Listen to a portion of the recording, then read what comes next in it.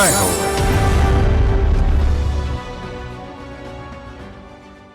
నమస్కారం. సామాన్యుల అసమాన విజయ గీతిక జయహోకు స్వాగతం. ఆయన దాత, స్ఫూర్తిదాత, గుజరాత్ హాస్య కళాకారుడు. పెద్దగా చదువుకోలేదు, కానీ సమాజాన్ని చదివి పుస్తకాలు రాశారు. విశ్వవిద్యాలయాలు పీహెచ్డీలతో సత్కరించాయి. కోట్ల రూపాయల కష్టార్జితాన్ని పెద్ద మనసుతో విద్య, వైద్య సదుపాయాలకు వెచ్చించారు.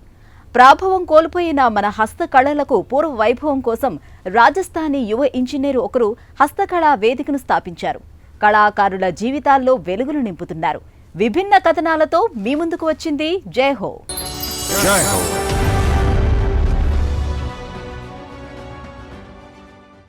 సాధారణంగా భార్య పుట్టినరోజున భర్త ఏ బహుమతి ఇస్తారు? ముచ్చటైన హారాన్నో, ఖరీదైన కారునో, విల్లానో కానుకగా ఇస్తారని భావిస్తారు. కానీ గుజరాత్ హాస్య వల్లరి కళాకారుడు జగదీష్ త్రివేది విభిన్నంగా ముందుకెళ్లారు. భార్య నీతాబెన్నుకు పాఠశాల భవనం కట్టించి ఆమె పేరు పెట్టి బహుమతిగా ఇచ్చి సంభ్రమాశ్చర్యాల్లో ముంచెత్తారు. కళా ప్రదర్శనలతో వచ్చిన కోట్ల రూపాయలను విద్యోన్నతికి వెచ్చిస్తూ దాతృత్వంలో నూతన ఒరవడి సృష్టించారు.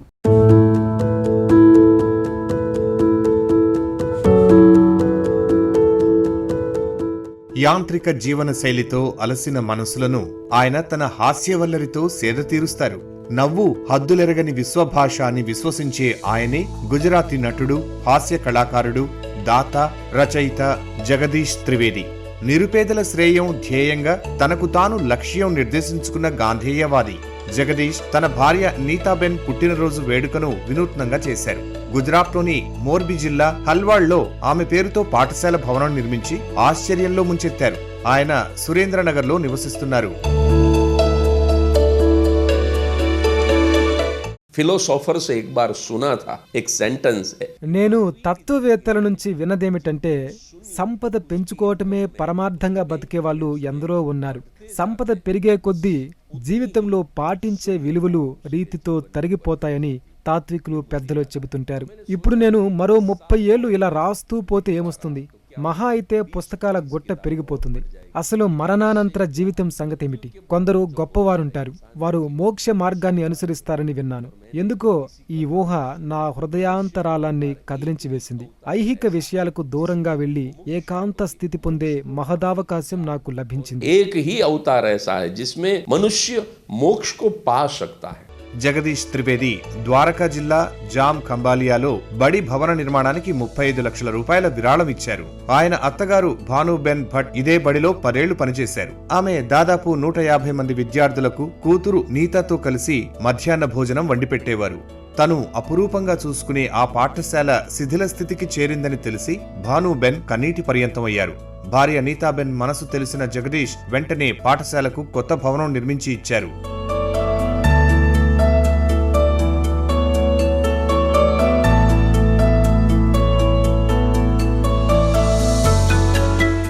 मेरे पिताजी ने पिछले 6 साल से మా నాన్నగారు గత 6 ఏళ్లుగా మమ్మల్ని, మా ప్రపంచాన్ని మర్చిపోయారు. ప్రదర్శనలతో వచ్చిన ఆదాయాన్నంతా సమాజానికే ఇచ్చేస్తున్నారు.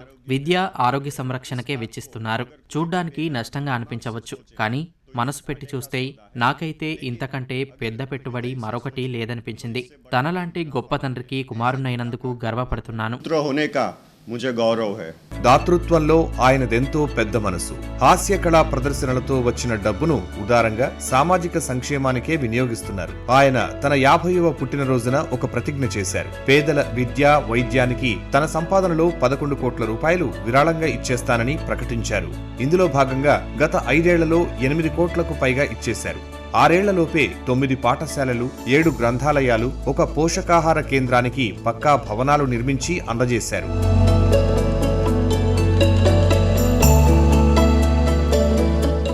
12 अक्टूबर 2012 को मैंने पूरी दुनिया के सामने एक अनाउंसमेंट कर दिया. 2012 సంవత్సరం అక్టోబర్ 12 నుంచి 2017 అక్టోబర్ వరకు ఈ 5 ఏళ్లలో నా హాస్య వల్లరి ప్రదర్శనలతో గడించే డబ్బును మొత్తం సమాజానికి ఇచ్చేస్తానని ప్రతిజ్ఞ చేశాను. కొందరు ఇది ప్రచార ఎత్తుగడ అని విమర్శించారు, మరికొందరేమో అసాధ్యమని అన్నారు. ఇంకొందరైతే నాకు బుర్ర లేదని ఎగతాళి చేశారు. ये कहा कि ये तो पब्लिसिटी स्टंट है, कुछ लोगों ने कहा कि ये नामुमकिन बात है, ये होने वाला नहीं है. कुछ लोगों ने कहा कि दिमाग घूम गया है इसका। త్రివేది తన ప్రతిజ్ఞలో భాగంగా ఉదారంగా ముందుకొచ్చి తొలుత 2 కోట్ల రూపాయలతో 6 పాఠశాల భవనాలు నిర్మించారు. కామెడీ షోలతో వచ్చే ఆదాయాన్ని ఒక ట్రస్ట్ ద్వారా పేద చిన్నారుల విద్యా వైద్య అవసరాలకు వెచ్చించారు. గుజరాత్ రాష్ట్రం రాజ్కోట్లో బీటీ సవానీ కిడ్నీ హాస్పిటల్ కు నిధులు సమీకరించి ఇచ్చారు. జగదీష్ త్రివేదికి ఘనతలెన్నో ఉన్నాయి. 75 పర్యాయాలు విదేశాల్లో పర్యటించిన మన దేశ ఏకైక హాస్య కళాకారుడు. స్వదేశంలో 2000 కళా ప్రదర్శనలు, విదేశాల్లో 1000 ప్రదర్శనలిచ్చిన ఘనత సాధించారు.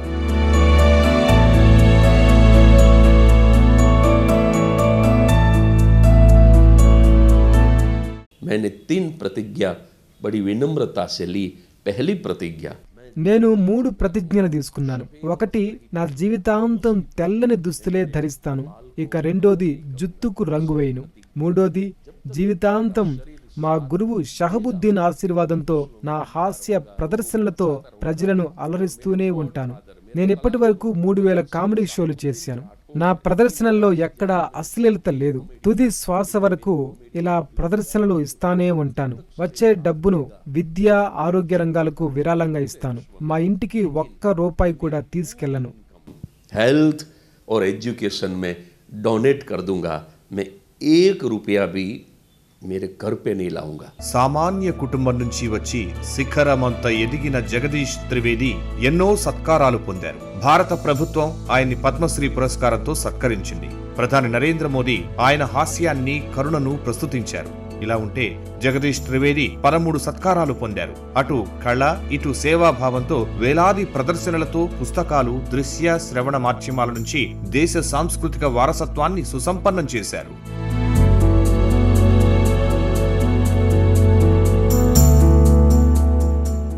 मैंने 10 गवर्नमेंट स्कूल के बिल्डिंग बनाकर నేను 10 ప్రభుత్వ పాఠశాలలకు 10 భవనాలు నిర్మించి విరాళమిచ్చాను. 7 గ్రంథాలయాలు కట్టించాను. వాటిలో పుస్తకాలు, furniture, air cooler, water cooler సదుపాయాలు సమకూర్చాను. పేద విద్యార్థులు ఈ గ్రంథాలయాల్లో చదివి పోటీ పరీక్షలకు సిద్ధమయ్యే అవకాశం కల్పించాను. వీటిలో ఏ గ్రంథాలయంలోనూ 1 రూపాయి కూడా వసూలు చేయటం లేదు. ఇవే కాకుండా బాలలకు పోషకాహార కేంద్రము నెలకొల్పాను.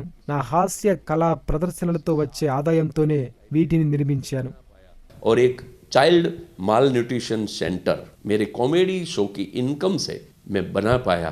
మహనీయుల స్ఫూర్తిగా అనేక పుస్తకాలు రాశారు. 3 విశ్వవిద్యాలయాలు, 3 PhDలను ప్రదానం చేశాయి. జగదీష్ త్రివేది కృషిని గుజరాత్ సాహిత్య అకాడమీ గుర్తించింది. విద్య, సాహిత్యం మీద తనదైన ముద్ర వేశారు. దాతృత్వంలో పెద్ద మనసు, పెద్ద చేయి. ఆయనకు సమాజం మీద ఆర్తి ఉంది. ఇతరుల కోసం జీవించే జీవితమే విలువైందన్న సాపేక్ష సిద్ధాంతకర్త శాస్త్రవేత్త ఐన్స్టీన్ మాటలు జగదీష్ త్రివేదికి అక్షరాల వర్తిస్తాయి. ఆయన సామాన్య కుటుంబం నుంచి వచ్చి అసమాన కృషితో శిఖరమంత ఎదిగిన స్ఫూర్తిదాత.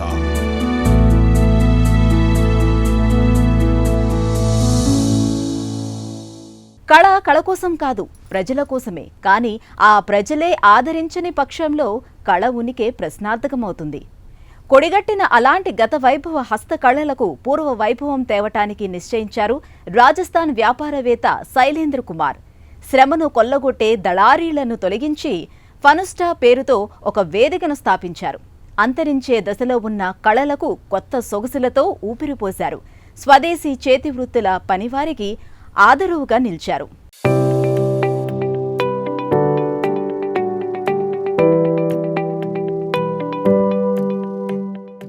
సదాశయ స్ఫూర్తితో పూణేలో లక్షణమైన కొలువును వదులుకున్న అతడు శైలేందర్ కుమార్. హస్తకళాకారుల సంఘటిత వేదిక ఫనుస్తా వ్యవస్థాపకుడు.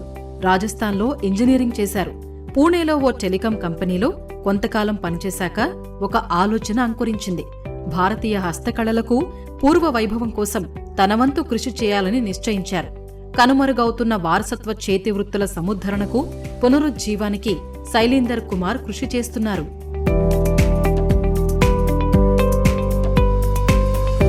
Fanusta is made up of 2 words. Fun means art. ఫనుస్తా 2 పదాల కలయిక. ఫన్, ఉస్తా. ఉస్తా అనేది టర్కిష్ భాషా పదం. మాస్టర్ అని అర్థం. ఫన్ అంటే వినోదం లేదా కళ. అంటే ఆర్ట్ మాస్టర్ అనే అర్థంలో మా వ్యవస్థాపనకు ఫనుస్తాగా పేరు పెట్టాం.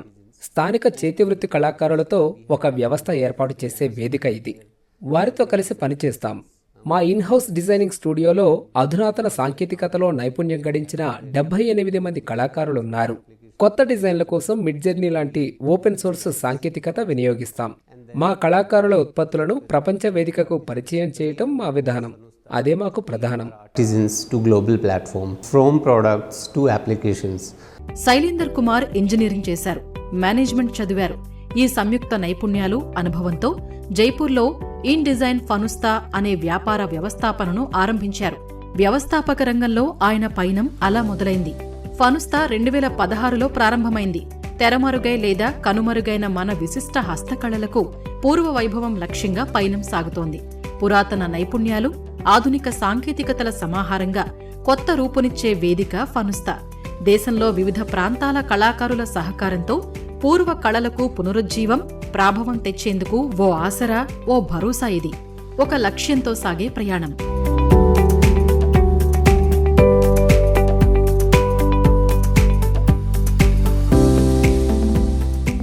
In terms of art and crafts, we have 300 plus artisans working with us from 5 states. కళలు, చేతివృత్తి పనుల పరంగా 5 రాష్ట్రాల నుంచి వచ్చిన 300 మంది కళాకారులు మా దగ్గర పనిచేస్తున్నారు. విభిన్న కళాకృతులను చేత్తోనే చేస్తారు. పర్యవేక్షణకు, మార్గదర్శనం కోసం అంతర్గత రూపకల్పన బృందం ఉంది. వీరిలో 3 లేదా 4 తరాల నుంచి హస్తకళాకృతులు చేస్తున్న నిపుణులు ఉన్నారు. 5-6 ఏళ్లుగా వీరిని ఇక్కడ స్టూడియోలో పనికే పరిమితం చేయక ఆసుపత్రులు, కార్యాలయాలలో అంతర్గత అలంకరణ పనులకు తీసుకెళ్తున్నాం. బిజినెస్ టు బిజినెస్ పనులతో అనుసంధానిస్తున్నాం. అద్భుతాలు ఆవిష్కరిస్తున్నాం. కొత్త ఉత్పత్తులను సృష్టిస్తున్నాం. Creating wonderful spaces and products on site. తండ్రి చేసే చేతివృత్తి పనుల్ని ఆపేక్షగా గమనిస్తూ ప్రేరణ పొందిన శైలేంద్ర కుమార్కు భారతీయ హస్తకళలంటే ఇష్టం ఏర్పడింది. దేశమంతా పర్యటించి హస్తకళాకారుల పనితనం, నైపుణ్యాలను గమనించారు. వివిధ కార్యశాలల్ని సందర్శించారు. పనిలో లీనమై కళకు ఆత్మను అద్దినట్లు అద్భుతాలు చేసే కళాకారుల్ని స్వయంగా చూసి స్ఫూర్తి పొందారు. అలాంటి అరుదైన, నిపుణులైన కళాకారుల కృషికి, కళా సృజన వెలుగు చూడాలని, వారి కళా నైపుణ్యానికి గుర్తింపు తేవాలని అనుకున్నారు. వారికి సరైన న్యాయం జరగటం లేదని భావించారు.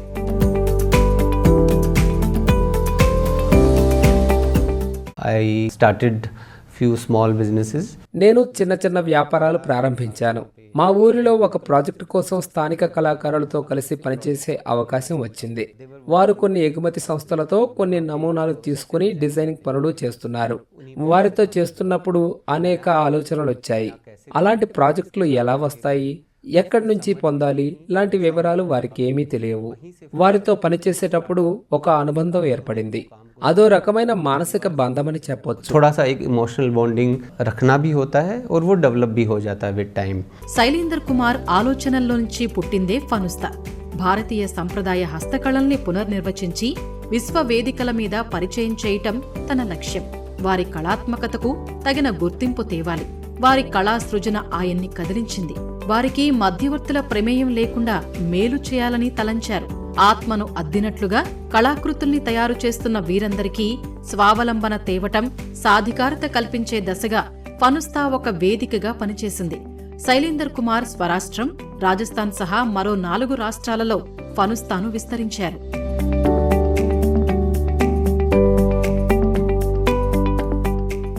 Struggle, but it was part of business entrepreneurship journey in the time of COVID and మేమెంతో కష్టపడ్డాం. అది ఈ వ్యాపార వ్యవస్థాపక పయనంలో భాగం.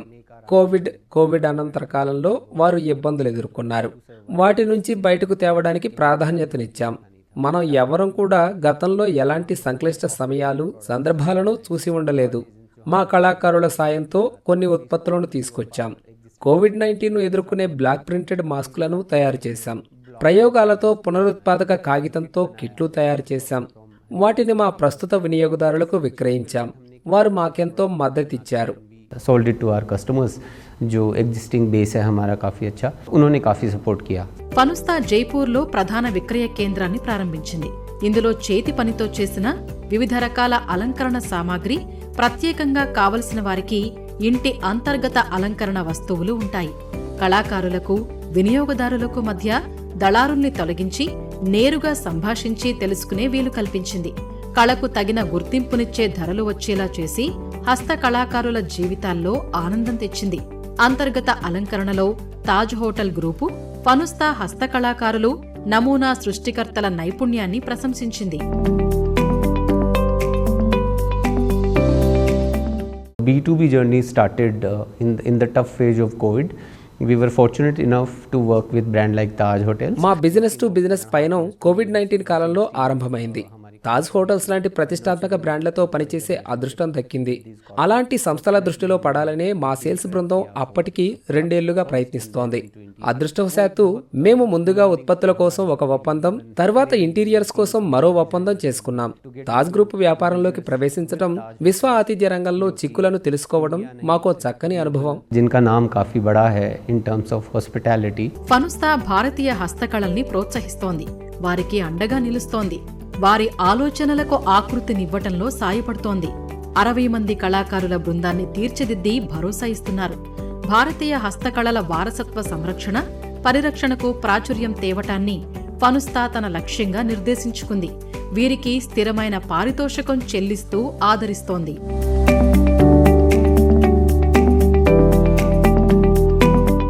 If you talk about future expansion, భవిష్యత్తులో విస్తరణ అంటారా? మా దృష్టంతా ఇప్పుడు గృహాల అంతర్గత అలంకరణ మీదనే ఉంది. మేం బాగా చేయగలిగిన పని ఇది. 2 ఏళ్లుగా బిజినెస్ టు బిజినెస్ తరహాలో పనిచేస్తున్నాం. మంచి ఫలితాలు వస్తున్నాయి. మాకు మంచి ఖాతాదారులు ఉన్నారు. ప్రభుత్వ రంగానికి మా సేవలు విస్తరించేందుకు మా బృందం పనిచేస్తోంది. మా దృష్టి టెక్నాలజీ మీదనే.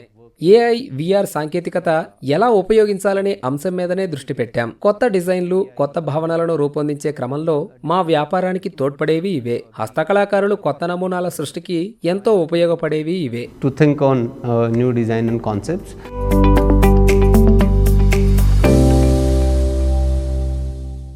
కష్టార్జితంతో ప్రభుత్వ పాఠశాలలకు భవనాలు నిర్మిస్తూ దాతృత్వానికి కొత్త అర్థాన్ని ఆవిష్కరించిన కళాకారుడు జగదీష్ త్రివేది. కొడిగడుతున్న హస్తకళలకు ఆసరా ఇస్తూ కళాకారులకు అండగా ఉన్నారు శైలేంద్ర కుమార్. ఇద్దరిది ఒకనాడు సామాన్య నేపథ్యమే. వేర్వేరు రంగాలలో స్వయం కృషితో అసమాన స్ఫూర్తిదాతలయ్యారు. మరిన్ని కథనాలతో వచ్చే వారం జైహోలో మళ్లీ కలుద్దాం. నమస్కారం.